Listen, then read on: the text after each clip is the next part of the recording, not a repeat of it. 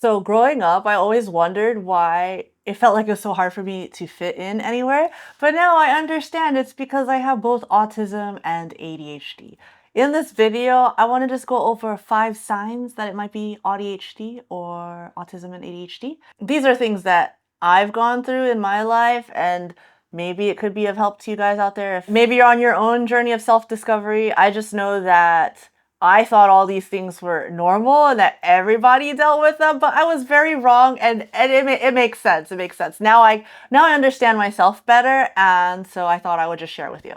So if you're new here, this is the first video on my new channel, so you would be new here. I am also new here, but I'm Natasha. I'm 42 years old. I have another channel. On that channel, I talk about minimalism and floor life, and I have dabbled in AuDHD, but this is going to be a dedicated channel to that because I'd like to be able to dive more deeply into it. So yeah, I just found out this year I have both, and it's been a journey. Overall, all good things.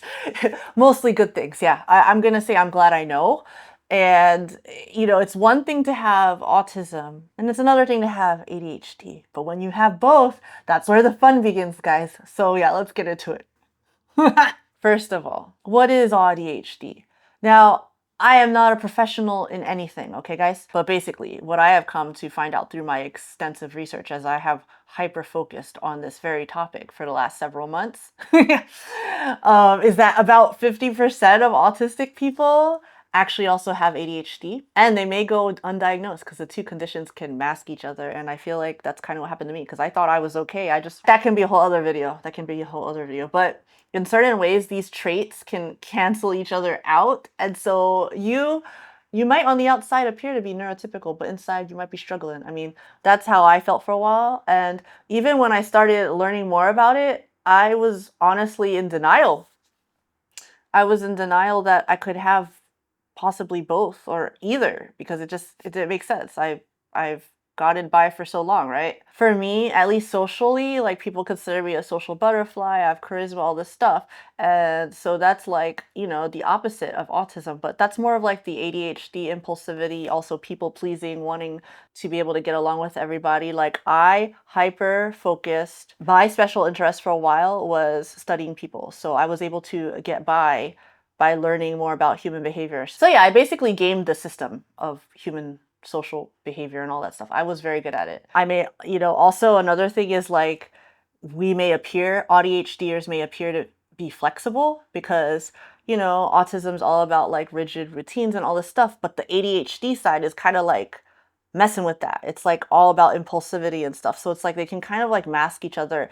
And I've seen that in my own life. Like there's times that I'm super rigid, but there's also times that it's like I want to be flexible and I want to go with the flow. And so it's like it's madness, guys. Another thing is like I may seem organized and I've been able to accomplish a lot and stuff, but it's just pure chaos. And when I look back, it's just pure chaos. Like I could accomplish a lot at the expense of a lot of other things.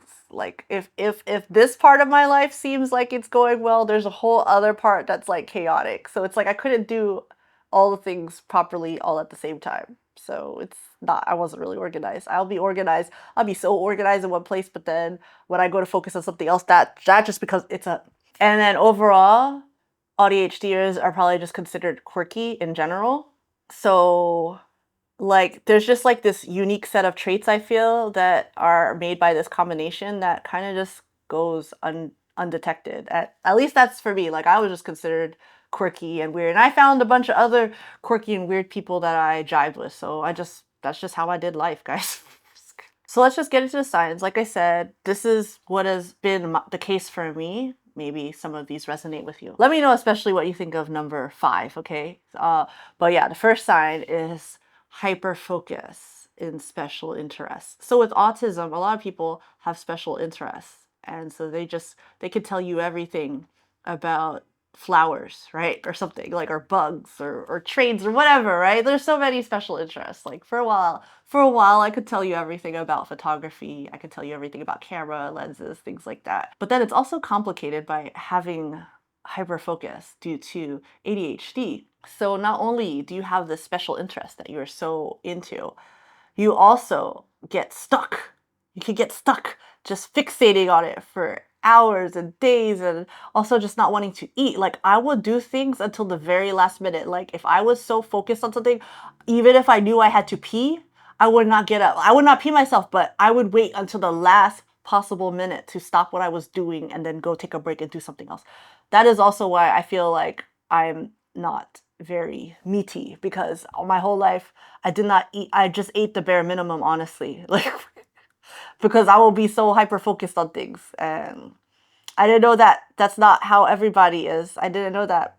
It's not just a hobby. Like these special interests aren't just a hobby. It's like it becomes like my existence. So for instance, after I got married, we got into photography because someone got us a camera. And like previous to that, I knew nothing about cameras, but I just focused on it day and night. I learned everything I could. I watched all the YouTube. I did all the book. I even bought textbooks about photography. I was like learning. So then I ended up making a business out of it, and then I was a wedding photographer for 10 years, and that was a lot of fun until it wasn't, until suddenly it wasn't my thing anymore. I just dropped it. It's like it was good until it wasn't good. And so I feel like that's ADHD. Like I focused on it for like a whole decade, but then my brain was like, you know what? You need to do something else for the next decade. So I always had this running joke that I would always reinvent myself every few years or every decade kind of. And that's basically it. Because then after that, I got into real estate and I hyper focused on that, and I was into that for a while. But now I'm like, I'm okay. And now I'm into YouTube, and I have 3 channels now at this point. I don't know what's gonna happen here, but hopefully I stick with it. I do love the YouTube, and there's always stuff to learn about it. But maybe it's just me starting more channels because I do have all these other interests that I want to dive more deeply into on each channel. Somebody stop me, guys. How about you guys? Do you have a special interest that you are hyper focused on? Drop it down below, guys. Sign 2 that you might have AuDHD. Sensory sensitivities and sensory seeking. So for me, at least, there are certain inputs that are just too much, like bright lights. Like actually this light is too bright right now, but I have to soldier through. It's too late. I already started. I don't want to stop filming. Okay, I'll pay for it later. But bright lights, fans, the sound of fans, if I hear them in the background, it's so distracting. I don't know. Chewing, people chewing, mouth sounds. I'm so sorry. I don't mean to do that to you guys. It's just too much for me. But on the other hand, I can listen to the same song over and over again. And it could even just be one segment of one song that I could just listen on repeat on a drive somewhere, a 30-minute drive. It'll be the same. I can do that. I love it. I'll blast it. I'm not a fan of crunchy food. Like if there's a bunch of fries, I don't really eat fries, but let's just say there were fries. I will eat all the soft ones. I like the soft ones. I do not like the crunchy ones. But I like to chew on things, like not necessarily food. Like right now not right now, not this minute, but I have like aligners that I've been using to straighten my teeth because, I didn't wear my retainer all the time. I had those in my mouth like almost 22 hours a day, and I like chewing on them. You're not supposed to do that, but I like that feeling. But I don't like crunchy food. I don't like other kinds of chewing, but I like that. So it's so weird. It's so weird. I also like to run my hands like wherever. Like sometimes I'll be like this, I'll be like that. Like that's fine, but a lot of times it's just I'm rubbing my hands like on my legs. And then if I have shorts on, I like rubbing my hands on like my calves. I don't know. I like the stubble. I like the 2-day-old stubble from not shaving. That there's something, guys. All right, moving on. The last thing. I don't like the feeling of hair product. Like I have to put curl cream in my hair after I shower and stuff to activate the curls. I don't like that feeling at all. I don't like that. But when my hair is all dry, I like to just run my hands through my hair. I like that curly. I like those textures. So it's so weird. Sign 3, you have social issues. No, not social issues, but like when it comes to social communication, you got some quirks. And that's something that I've been struggling with my whole life. From the autistic side, maybe it shows up as like you're not able to process right away what someone is saying to you, so it takes you a moment to respond. I did not know I had auditory processing issues until very recently. I used to wonder why it was so hard for me to understand what people are saying to me. They're talking to me. I can hear all the sounds in the room and everything, But when someone is doing the speech to me, it's like for some reason I cannot understand what they're saying right away, or I misinterpret it and I respond wrong and then I feel dumb. So that's happened to me my whole life, but now I know. So I just say, hey, I'm sorry. Sometimes I have trouble understanding. Can you repeat to me? I'll say it. I don't care anymore. Like I have no shame about it anymore, but I will ask people to repeat stuff now. But before I never did because I didn't know. I just would kind of go along acting like I knew what they were talking about, but I didn't. I didn't know. Sometimes I don't want to be social. I don't want to talk to people. I just want to be at home. But other times I want to be social because of the ADHD side of me that craves that and wants to be, you know, involved in stuff and like hang out and things like that. But it's like those two things are at war. And then also I say stupid stuff. Like I'm impulsive sometimes and I say things I shouldn't say because I didn't think it through. And then it's like, you know, I'm rude. Also, autism, direct communication, that's more blunt. I had this problem where I thought that if something was black and white and you just say it like, you know, say it how it is, that it'd be okay. But people don't like that. They don't like for you to tell them how it really is. Like you gotta be like, you gotta butter it up or I don't even know what the words are, but you gotta make it less harsh. Otherwise it's rude. And it took me so long to learn that. People had to literally tell me that, like, you know, you gotta like tone it down, Tasha. Like you may be right, but people don't want to hear it like that. So then it's like, what's the whole point of communication, guys, if I can't just say things how they are? Because I guess when you look at it, it's kind of like you're calling people out. But you would also want people to call you out. Like if people call me out, I honestly just take it and I'm like, oh, okay, yeah, no, I get it. I see, I understand. Like I can understand and then I will do better or I will be different in a way that makes more sense.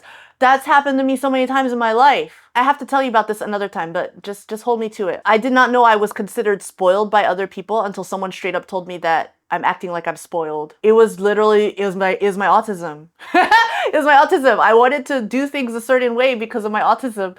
And so it came off as though I was spoiled or entitled, but I didn't know that it came off like that until someone told me that. Then after that, I corrected it and I became a people pleaser and it turned out great for me. You know, like I value direct communication, but not everybody does. You gotta fluff things up. You gotta beat around the bush, okay? So annoying, so annoying. Oh, I got 2% battery. Hold on a second. Let's fix that. By the way, guys, I am launching a AuDHD community. So if you're interested, check the link below and I'll let you know when it opens up. All right, back to the video. Sign number 4, guys. Executive dysfunction with a twist. What am I talking about? Basically, executive dysfunction, I'm just learning about all this, you know, more recently too, because it's like I knew about stuff, but I didn't know what the names were for the things that I was feeling. Executive dysfunction is when your brain's ability to do things like plan, initiate, and execute tasks doesn't work quite right. Okay, so sometimes you could be very good at planning things, but then you are not able to do the first step.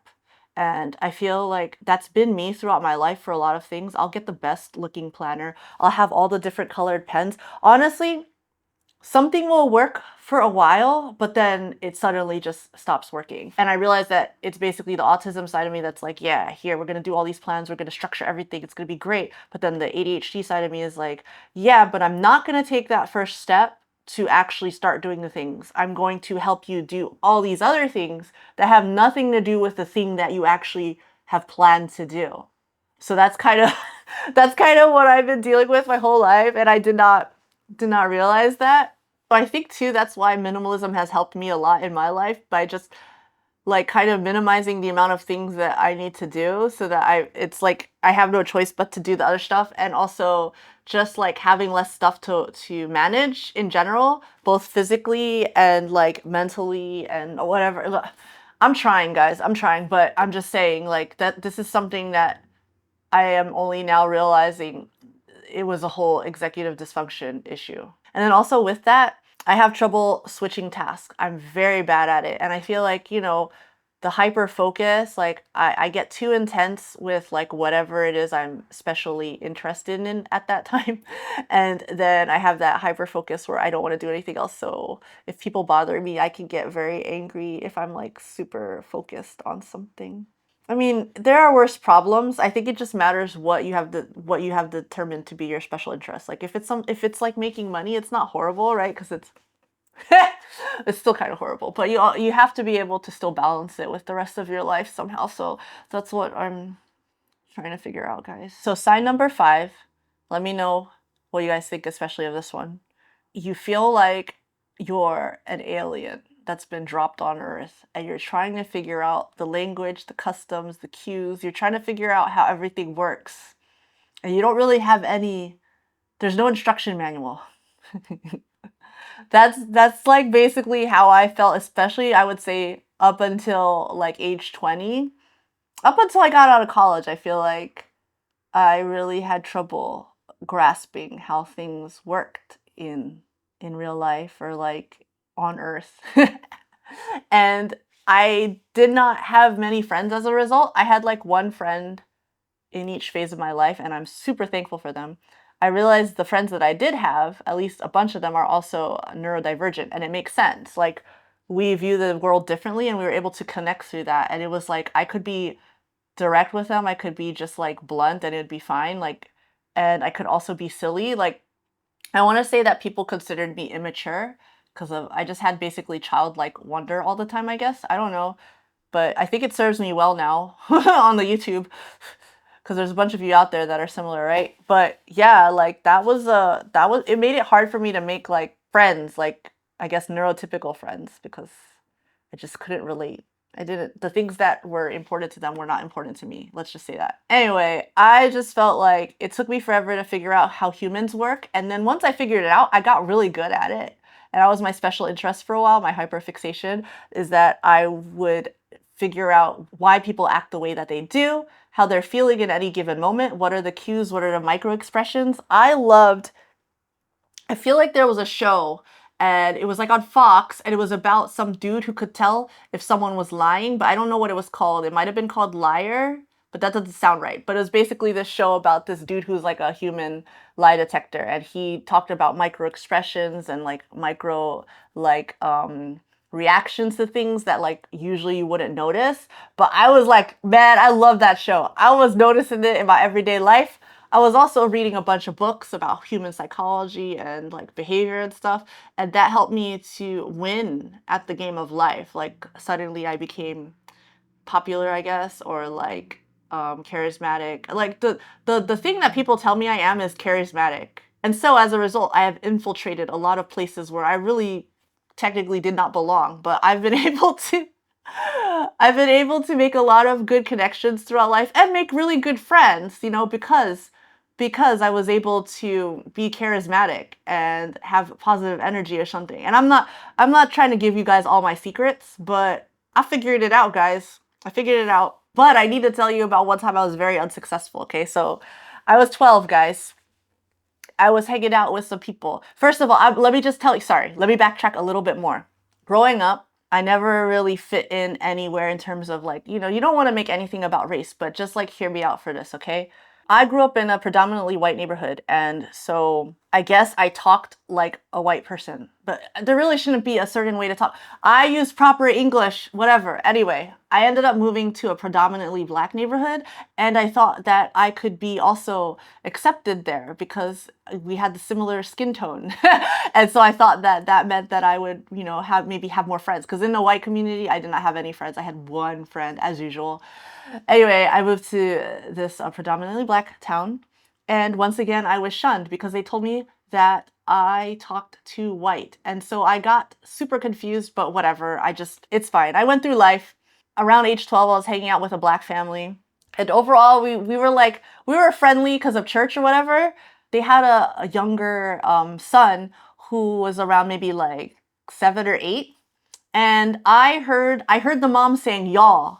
And she's like, okay, get y'all's shoes and let's, go ahead and go to the car. So she was saying y'all, and I was like, this is so dumb, but I was like, maybe if I say y'all some more, then I can, practice being able to talk more black. Because, guys, I'm autistic. I'm trying to figure out how to fit in, guys. So I'm like saying something, and I'm saying something to like the youngest son who's like 8 or whatever. And I'm like, okay, get y'all's bag and let's get in the car. What? What? Don't you know that 8-year-old dude, he looked up at me with the weird, like, he looked up at me, like, can I do it? But okay, pretend I'm 8 years old and I'm looking up, you're me, okay? And you said it sounded so wrong, it made no sense, it was so awkward. This is him. He was on to me so fast. He was like, what?